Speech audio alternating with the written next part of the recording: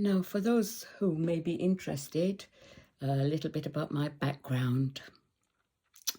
I was born in what was British Guyana, in the top of South America, with Venezuela on one side and Dutch Guyana on the other side. In 1962, it got its independence and became Guyana, G-U-I-A-N-A, I think, or G-U-Y-A-N-A, yeah.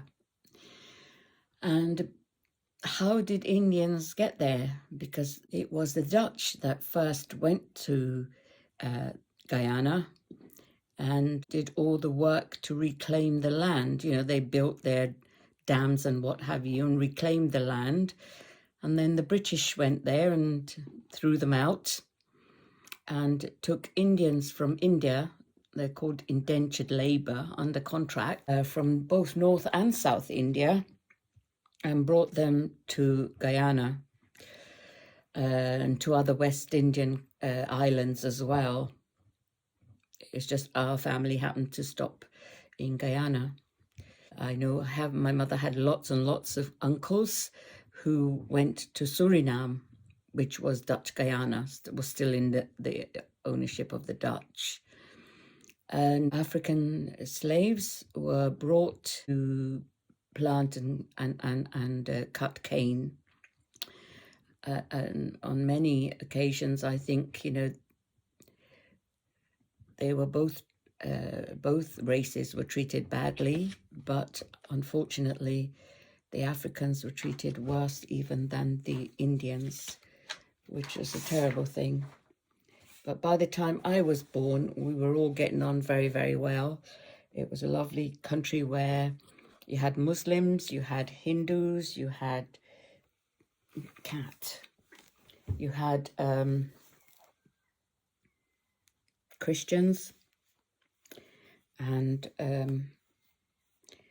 we all enjoyed each other's festive days. We just all joined in and supported each other and had fun. I mean, our neighbor behind us had an oven. My mother had a sewing machine, so my mum used to be allowed to use their oven, and she would use my mum's sewing machine, and it was a very nice atmosphere of friendship and tolerance. So I was in Guyana from my birth in Best Village to just before, I don't know, I lost track of time, my seventh or eighth birthday. My dad decided that he wanted to come to England. Between you, me, and the gatepost, I suspect he'd used up all the women in the surroundings, and he wanted fresh meat. Sad to say, but let's not be too harsh on him. He's gone to the other world now. He was a very intelligent man. Anyway, he and my uncle, my mother's brother, they decided to sell encyclopedias. That was the big thing of the day. And one thing I can tell you about my family, the men are amazing salesmen, including my sons. Amazing. Because sell coal to Newcastle people. So anyway, he did that. And then he before he sold our house and everything, we'd only just got the house and just had a few bits in it, a few nice things in it for the first time ever. Mum and Dad decided that they wanted to do a work, a yag, Hindi, 7 days of prayers and what have you. So they both went around collecting money for this. And it came off, they did it for 7 days. I think we've lived off the blessings of that work most of our lives, to be honest with you. And I remember as a child having all the men of the village at the back of the house with these ginormous pots, really huge pots, cooking dal and rice and curry and then all vegetarian things. and it was 24/7. It was just open house, and other men went into the interior and picked these leaves, lotus leaves, I think, and they were waterproof, so you just had to wash them, and people used to use that for feeding people instead of plates, because nobody had that many plates. And then priests would come from all over the country, so that there was somebody reading a prayer or telling a story, the Hindi story, or there's always something going on. And that went on for 7 days and 7 nights. It's incredible, absolutely incredible. And it didn't rain for that period of time. Not that it rained that much anyway, but it was, as a child, it was a fascinating thing to see. So then, anyway, Mum and Dad came first because they only had enough money for them, and our youngest brother, Danny. We were sent off to my father's mum and dad, to their house in Berbice. That was not a happy time for us. But anyway, my mum was really missing us, and my dad had got a job with Whiteley's. He was a bookkeeper, and they were very, very kind to him. They lent him the money to bring us over. So I think we were without them for nearly a year, but it seemed longer. It really did. So in October 1962, I was in charge of my brother, my sister, and my little brother, 4 of us, and we had tickets to come to England. And we were very, very thin, and we didn't know anything about England, obviously. My dad sent money, and they had a cotton outfit, really pretty. I was very, very proud of it, of myself wearing it. This sort of light aubergine colour, a dress and a jacket, and a nice pair of shoes. I felt really, really the bee's knees. So we were taken to the airport in Georgetown, introduced to a lady who was coming to England as well on the same flight. We were told that we had to do what she said. But to be honest with you, she didn't have a lot of time for us, fair enough. But anyway, we got here, and it was perishing. These 4 skinny kids, shaking like leaves. We thought our bones were going to fall away. It was so cold. And anyway, we got ushered in through customs, and I won't tell you about the brandy that we were told to say was ours, but I did my part.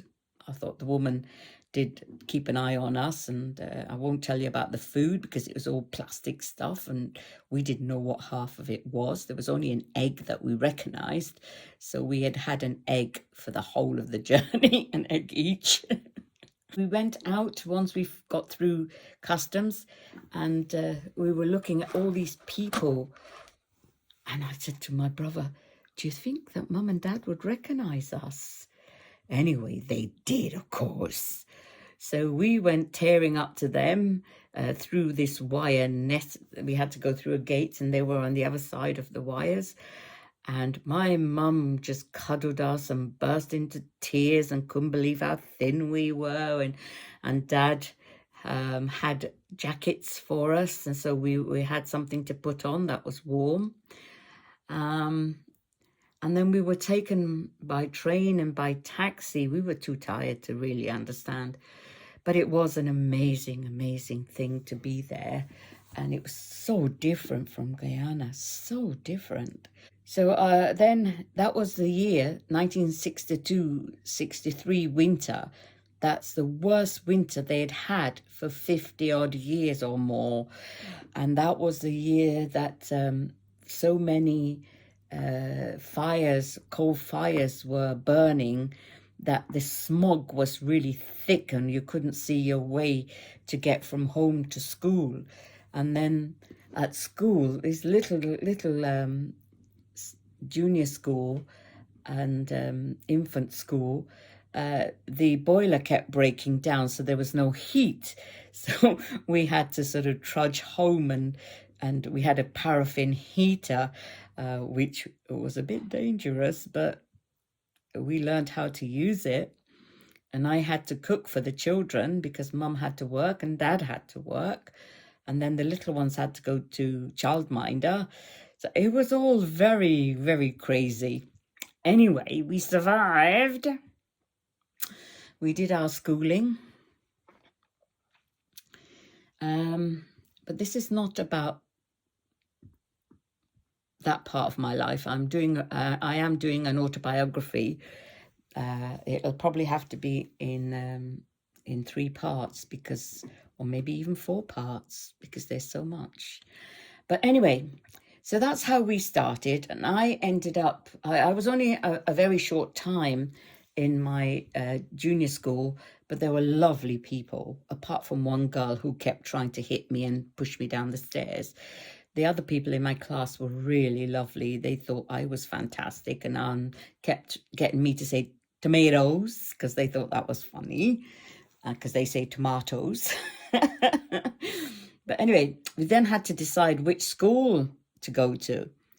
Now, I should have gone to a grammar school, but I didn't pass the 11 plus because I didn't know who was the name of the news reader, News at 6 on the BBC. I had no idea. I had no idea about deciduous trees, or, ask me about crab bush, I can tell you, but I didn't know anything about their trees. And this was the sort of thing that their questions were about. Things that you had to know, you had to live in this country and understand it to pass the exam. So my dad, the teacher, the headmistress, actually, she was a lovely woman. She really liked me, and she gave me books to read, Enid Blyton books, which I enjoyed tremendously. And she said there was a new school opening, a comprehensive school, and she put me forward for that. And I got in there, and fortunately, I don't know how, but the girl who kept trying to push me down the stairs didn't. The problems with comprehensive schools is we didn't have that for 2 years or 3 years because we had a strong head. But she then retired and went off to the Holy Lands. She wanted to see, and that's before the war there. So she was able to do that. But the next teacher, headmistress we got, she was an all-inclusive person, and she took people regardless of whether there was a balance within the groupings, so that the good girls could help control the bad girls effectively. But anyway, by the 3rd year, we were full of all kinds of girls who didn't think that they were there for an education. They were just there to disrupt. We have 5 Susans in our class, and not all of them were nice. So by the time I got to the 3rd year, I knew less than I knew when I came to this country at the age of 9, 10. Yeah. So suffice it to say, things didn't go that well with my education.